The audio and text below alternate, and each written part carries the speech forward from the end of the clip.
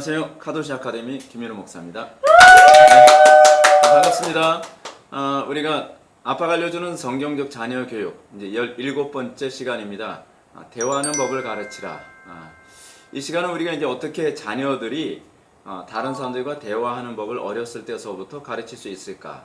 그리고 어떻게 아이들이 언어를 아름답게 사용하고 또 사람들과 대화를 하는 데 있어서 좀 능숙한 아이들이 되게 할 것인가 라고 하는 부분을 좀 살펴보고자 합니다. 물론 항상 이 부분에 있어서 항상 전제는 이것입니다. 우리가 하나님을 믿는 자로서 우리가 어떻게 부부간에 또 대화를 잘하는 사람인가. 그러니까 일단은 부모가 먼저 경건의 본을 보였을 때 아이들이 쉽게 따라옵니다. 그래서 이번 시간에는 부부가 어떻게 대화하는 것이 올바른 대화이고, 그리고 이 대화가 어떻게 자녀들하고 관계 안에서 대화가 이루어질 수 있는가, 이제 이 부분 우리가 좀 살펴보고자 합니다. 자녀들을 양육하는 데 있어서 절대적인 요소라고 한다면 대화라고 할 수 있습니다. 대화는 아이들의 인격과 신앙과 사고 발달에 거의 핵심적인 위치를 차지하고 있습니다. 이건 사실은 신앙생활에서 하나님과의 관계도 사실은 대화잖아요. 커뮤니케이션인데 이걸 어떻게 할 것인가, 이걸 잘할수록 사회생활에서도 굉장히 인정을 많이 받는 것 아니겠습니까? 근데 이 대화를 잘하는 건 사실 가정 안에서 훈련되어지는 것입니다. 문제는 대부분의 부모들이 대화와 대화가 아닌 것을 구분을 잘 못한다는 게 이게 문제입니다. 우리는 대화가 많은데 왜 애들이 이런지 모르겠어요. 근데 제가 얘기 들어보면요, 대화를 한 적이 없는 부모들이 상당히 많습니다. 근데 자기가 이걸 대화라고 생각을 했던 거예요. 그럼 대화가 아닌 것이 무엇인가부터 먼저 얘기를 한번 풀어갔으면 좋겠습니다. 대화가 아닌 것이 무엇인가? 명령은 대화가 아닙니다. 상당수의 부모들이 자녀들한테 명령하고 잔소리하고 붙어다니면서 계속 지적을 하는데 이거를 대화를 했다고 생각을 하면 곤란하죠. 또 화내는 거, 또 일상적인 생활에 대해서 별 관심 없는 질문들, 뭐 밥 먹었니? 뭐 잘 다녀왔어? 별일 없었지? 여러분, 이건 대화가 아니에요. 이건 대화가 아닙니다. 또 꾸짖는 것, 짜증내는 것, 공부를 가르치는 것. 자, 일로 와봐. 아빠 가르쳐 줄게. 그래서 이거 알았지? 이렇게 하는 거야. 이 부분은 이거지. 그래서 뭘 설명해주고 정보를 전달해주는 거. 놀랍게도 대부분의 부모들이 아이들과 관계에서 사용하는 언어들이 다 이것들입니다. 거의가 다 이거예요. 근데 그럴 수밖에 없는 게 뭐냐면 아이들과의 초기 단계에서 그렇게 길들여져요. 왜냐하면 아이들이 언어를 전혀 모르는 상태에서 언어를 가르칠 때는 일방적이거든요. 근데 문제는 뭐냐면 이게 나이가 들어가면서 대화법이 계속 개선되어지고 발전되어져 가야 되는데, 아이들한테 이거 뭐지? 이렇게 하면 될까? 안 될까? 뭐 이런 식으로 얘기하는 것이 이제 초등학교 가서도 그 패턴이 계속 가고요. 중학교, 고등학교 가서도 그 패턴이 계속 되면서 아이들하고 풍부한 대화를 나누는 것이 아니라 여전히 지시하고 금지하고 훈계하고 정보를 전달해주고 뭐 잔소리하고 뭐 이런 것을 이제 소위 대화라고 생각을 하는 대화 아닌 대화로 세월을 보내게 되는 것이죠.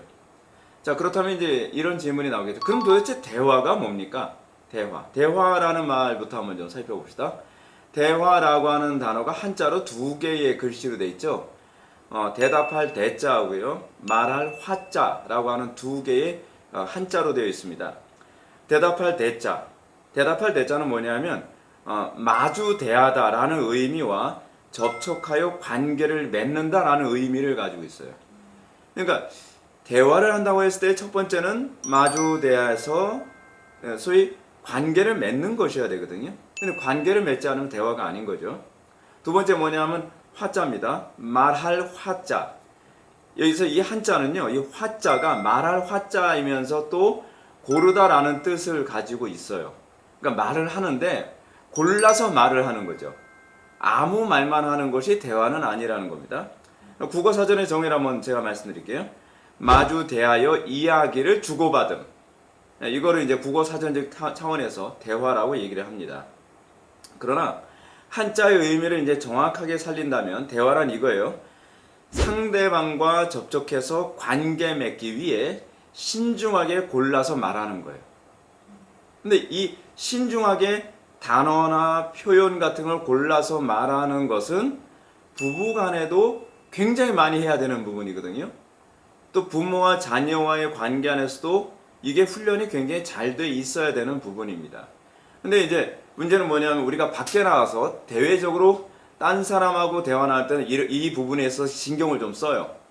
근데 편안한 관계, 가족들과의 관계 안에서, 부부간의 관계 안에서 편하다 보니까 이 긴장감이 느슨해져 가면서 어떤 대화를 할 때에 상대방과 관계를 맺기 위해서, 좋은 관계를 맺기 위해서 어떤 단어나 표현이나 문장을 고르는 노력을 안 하려고 한다는 거죠. 왜냐하면 피곤하거든요.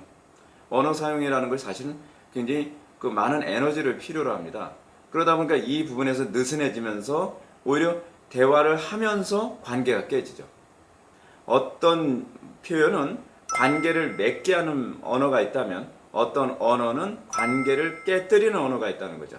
그러니까 잘 골라야 돼요. 잘 골라야 돼요. 그리고 이것을 잘 골라서 사용하는 부모의 언어 습관을 잘 익힌 자녀들은 밖에 나와서 인간관계를 할 때에 어떤 단어를 골라서 어떤 문장을 골라서 또는 어떤 표현을 골라서 말을 해야 되는지를요, 머리로 하는 것이 아니라 감각으로 합니다. 사실 언어는 감각이거든요. 그래서 언어에 대한 감각이 이제 예민하게 가정 안에서 훈련된 아이들은 그냥 본능적으로 알아요. 여기서 이런 말을 하면 되는지 안 되는지. 근데 이게 익혀지지 않으면 사회생활하면서 사람들과 인간관계 하는데 상당한 어려움이 계속 발생하게 됩니다. 대화란 먼저 상호간에 그래서 마음을 열고요, 서로가 서로의 마음을 들여다볼 수 있는 상태에서 대화가 이루어져야만 합니다. 그러니까 우리가 처음에 대화를 하기 상당히 어려운, 처음 만나서 사람들이 대화하기 어려운 이유가 뭐냐면 상대방을 들여다보기가 어려워서 대화가 잘 안 되는 거거든요. 그러니까 상대방을 들여다보기 시작을 하면 내가 이런 표현 사용하는 것을 좋아하는지 싫어하는지에 대한 감각이 생기죠. 이 감각이 생기다 보면 관계가 더 깊어지고 또 견고해지게 되잖아요. 그러니까 처음에 우리가 이 부분이 훈련이 안 돼 있으면 우리가 상대방과 대화를 깨뜨리는 언어를 사용해서 문제가 더 커지는 경우가 생기는 거죠. 관계가 맺어지고 난 후에 화자 상호 간에 생각의 교류가 있어야만 합니다.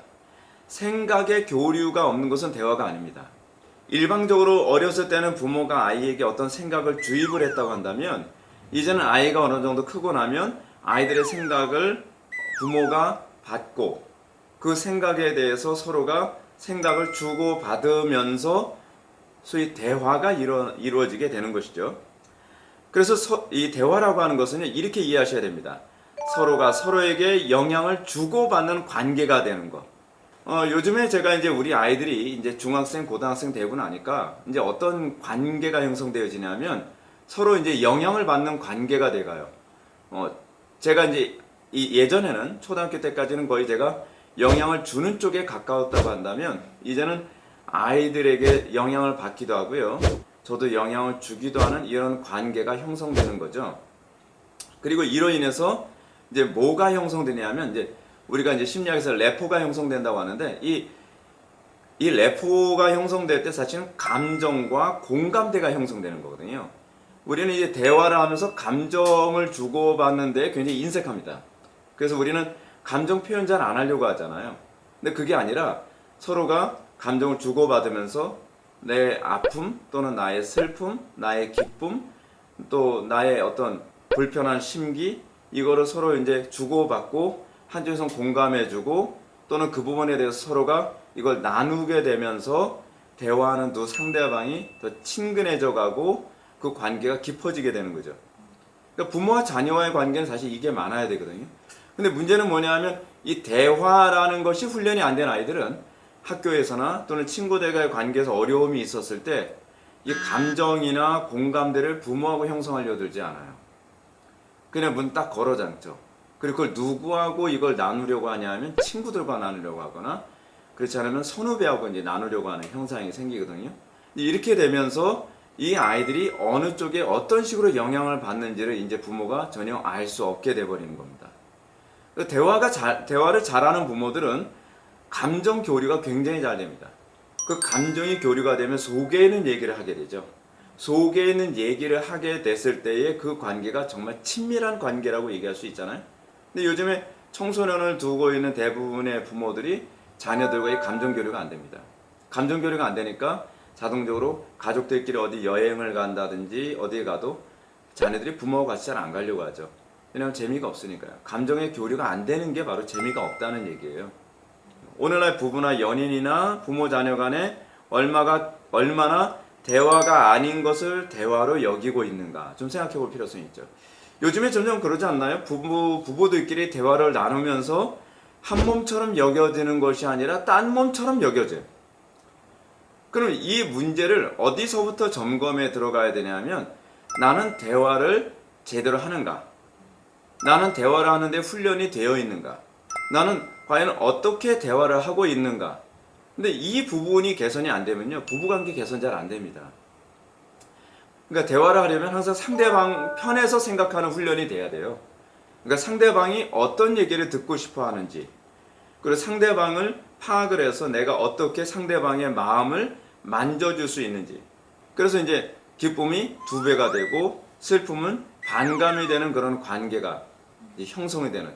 부부간에 이게 잘 돼야 이제 자녀들에게도 그걸 할 수 있게 되겠죠. 그러니까 대화의 중요한 요소를 저는 그 부분을 말씀드리고 싶어요. 얼마나 상대방을 이해하려고 했는가. 그러니까 우리가 자녀들을 이해하기 위해서 대화 잘 안 하죠. 예를 들어서 학교에서 아이가 싸우고 왔습니다. 싸우고 왔을 때 대부분 부모가 나타내는 그 반응이 뭐냐면, 이겼어 졌어 뭐 이런 거라든지, 싸우지 말라 그랬지 왜 자꾸 말썽 피우고 돌아다니니, 뭐 이런 거가 먼저 나오면 어떻게 될까요? 아이들이요, 마음은 닫아버리죠. 대화 안 합니다. 대화를 안 할 뿐만 아니라 자기가 어떻게 얘기하면 부모한테 혼이 나는지를 알기 때문에 거짓말하는 경우가 많습니다. 우리는 아이들한테 어떻게 대화를 해 나가야 되냐면, 나는 다른 무엇보다 너에게 관심 있어 라는 걸 표현을 해야 되거든요. 그러면 아이들에게 뭐라고 질문해야 될까요?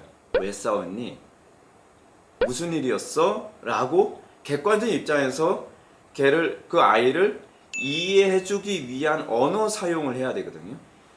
그러면서 무조건 잘못했다라고 다그치는 것이 아니라 항상 왜 그 잘못을 하게 됐는지, 또는 왜 그 행동을 하게 됐는지를 자꾸 물어보는 일이 필요합니다.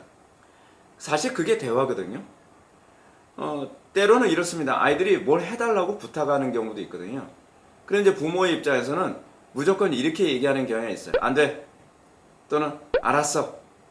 근데 그렇게 하면 대화가 되질 않아요. 우리는 그렇게 문답식으로 대화를 이끌어가는 경우가 많이 있거든요. 친구가 뭡니까 사실은요. 친구는 감정이 통할 때 친구가 되는 거잖아요. 뭔가 공감대가 형성되어지면 절친이 된다 그러잖아요. 근데 부모하고 그렇게 해야 되는 거거든요.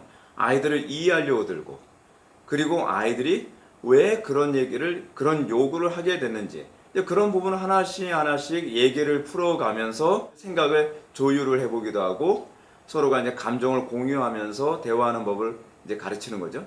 근데 이렇게 되면 아이들이 친구들과의 관계 안에서 친구가 많아집니다.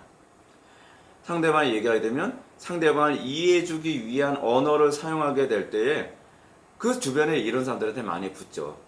제가 이제 중고등부 사역을 하면서도 진짜 그런 일이 많이 있었거든요. 아이들이 특별히 굉장히 말썽을 많이 피우는 아이들이 있습니다. 그러면 일단은 걔를 불러다가 얘기하는 거죠. 말썽을 피우다 무조건 야단치는 것이 아니라, 뭐 때문에 그랬니? 뭐 오늘 기분이 나빴나 보더라? 근데 신기하게요. 기분이 나빴다는 것에 대해서 공감을 해주면 그다음부터 마음문을 열어요.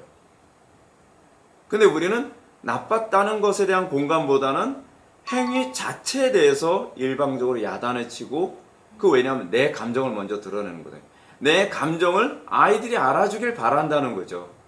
근데 우리는 그게 이제 바뀌어야 되는 거죠. 상대방의 감정을 먼저 이해해주고, 그 다음에 근데 나도 그것 때문에 굉장히 기분이 상했다. 너만 기분 상한 게 아니야. 나도 기분이 상했어. 그래서 서로가 감정을, 이제 내가 그 사람의 감정을 내가 공유하고, 내 감정을 그 사람에게 공유하면서 이 부분이 대화가 되기 시작을 하더라고요. 그래서 아이들한테도 그렇습니다. 안 돼라고 끝내는 것이 아니라, 거절할 때는요, 왜 거절할 수밖에 없는지를 또 설득하는 과정도 대화를 하게 만드는 중요한 요인으로 작용합니다.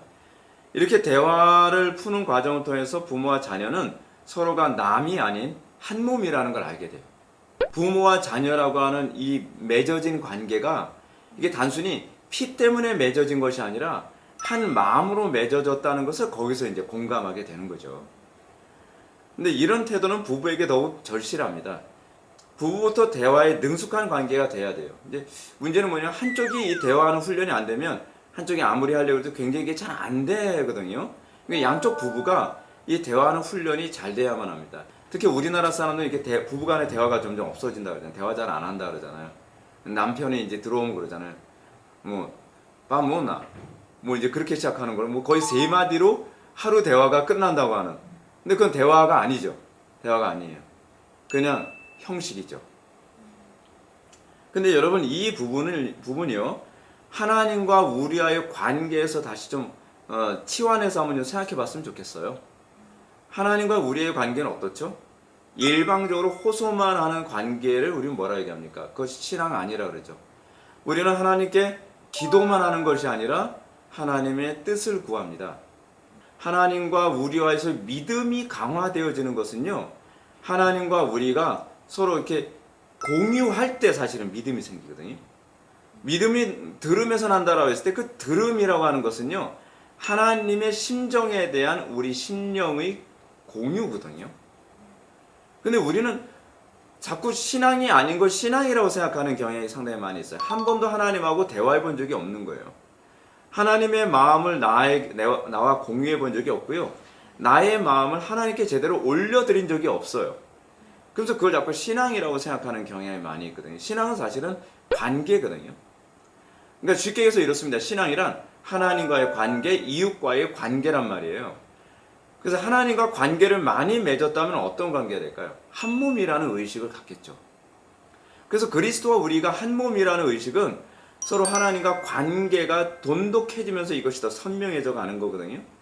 하나님의 뜻을 끊임없이 찾고 그리고 그 뜻에 영향을 받으면서 우리가 하나님의 영향 안에서 내가 날마다 영향받는 변화되는 관계가 됐을 때 그래서 내가 하나님을 믿는 믿음 안에 있구나라고 하는 걸 알게 되는 거죠. 우리에게 있어서 이런 소위 대화가 익숙한 그런 가정 또는 부모와 자녀와의 관계가 되기를 바랍니다. 오늘 강의는 여기까지 하겠습니다. 감사합니다.